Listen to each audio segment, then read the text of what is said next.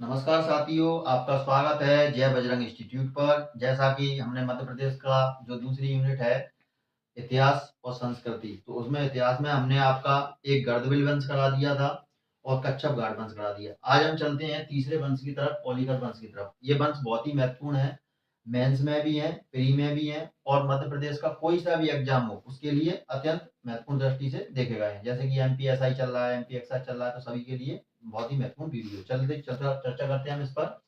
तो उत्पत्ति इनकी कहाँ से होती है? तो गुप्त शासक समुद्रगुप्त के समय मालवा, यानी कि कहाँ, मंदसौर, मालवा में आता है, मालवा क्षेत्र है हमारा, तो उसमें क्या आता है, मंदसौर। और मंदसौर का पुराना नाम क्या था? दसपुर।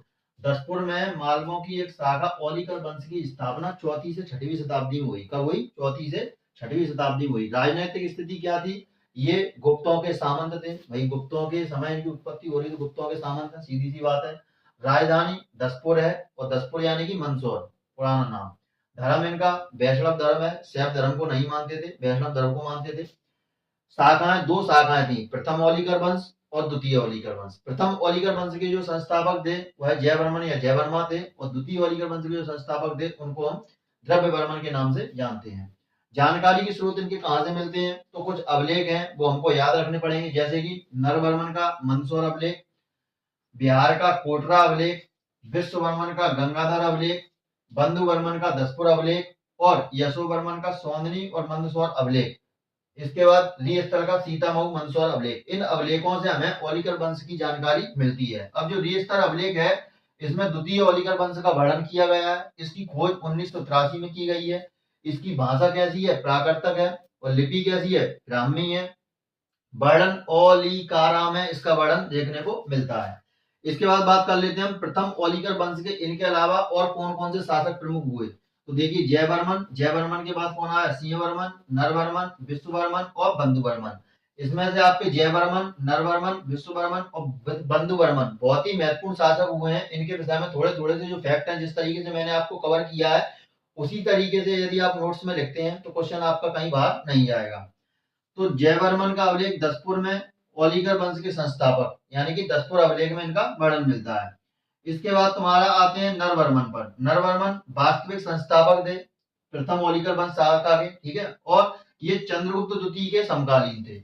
इसके बाद चर्चा करते हैं विश्ववर्मन की। तो विश्ववर्मन का कहां पर वर्णन मिलता है? गंगाधर अभिलेख में मिलता है। निर्माण इन्होंने क्या क्या करवाया निर्माण कार्य विश्ववर्मन ने? तो विश्ववर्मन ने मातृका माता मंदिर, इनके एक मंत्री थे मयूर, उनकी सहायता से बनवाया था, और विष्णु मंदिर बनवाया था। और जो गंगाधर शिलालेख है उसका उत्कीर्णन कार्य यानी कि जीर्णोद्धार कार्य इन्होंने करवाया। दसपुर अभिलेख में कुमारगुप्त का एक गोप्ता इनको बताया गया है। मतलब विश्ववर्मन को कुमारगुप्त का यानी गोप्ता यानी कि सामंत, एक सामंत के रूप में इनका वर्णन किया गया है। इसके बाद देख लेते हैं बंधुवर्मन। तो बंधुवर्मन क्या है? तो बंधुवर्मन का भी उल्लेख कहाँ मिलता है? दसपुर अभिलेख में मिलता है। समकालीन, जैसा कि मैंने बताया कि गुप्तों के समय की उत्पत्ति हुई है, तो गुप्तों के समकालीन आएंगे, तो कुमारगुप्त के समकालीन थे। लाट प्रदेश से आए हुए इन्होंने रेशम बुनकरों को संरक्षण दिया। और निर्माण की बात करें तो उन्होंने सूर्य मंदिर का निर्माण करवाया। क्वेश्चन आता है कि सूर्य मंदिर का निर्माण किसने करवाया? तो सूर्य मंदिर का निर्माण हमारे बंधुवर्मन ने करवाया। अब जो दसपुर अभिलेख है, ये दसपुर अभिलेख का निर्माण किसने करवाया? तो दसपुर अभिलेख का अभिलेख 3 शासकों ने मिलकर बनवाया है। इसका नाम है बंधुवर्मन, नरवर्मन और यशोवर्मन। ट्रिक से याद करना है तो BNY लिख लो, बिनी। क्या पढ़ोगे? बिनी। और इसके लेखक कौन है? वत्स भट्टी इसके लेखक हैं। जो दसपुर अभिलेख है इसके लेखक कौन है? वत्स भट्टी हैं। और निर्माण 3 राजाओं ने मिलकर कराया है, बंधुवर्मन, नरवर्मन और यशोवर्मन। चलिए चलते हैं हम अब द्वितीय ओलिकर वंश पे। द्वितीय ओलिकर वंश की उत्पत्ति कब हुई? 5वीं से 7वीं शताब्दी में। ब्राह्मी लिपि में ओलिकारा में वर्णन, जैसा कि मैंने बता दिया था इधर।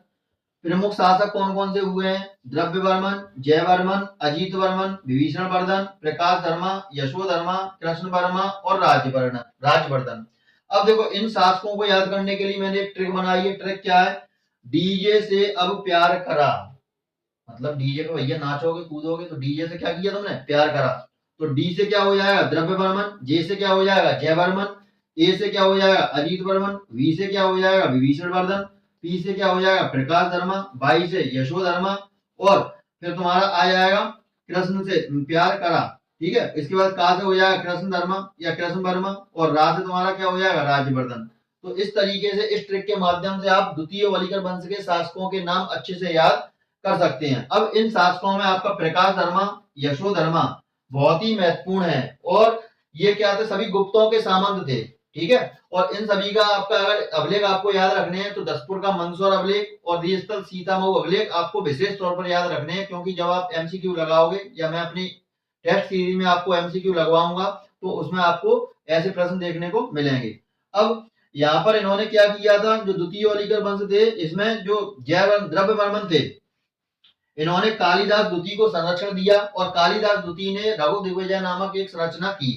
कल्हड़ की राज तरंगणी में भारत में 3 कालिदासों का वर्णन किया गया है, मतलब अभी तक हमने एक कालिदास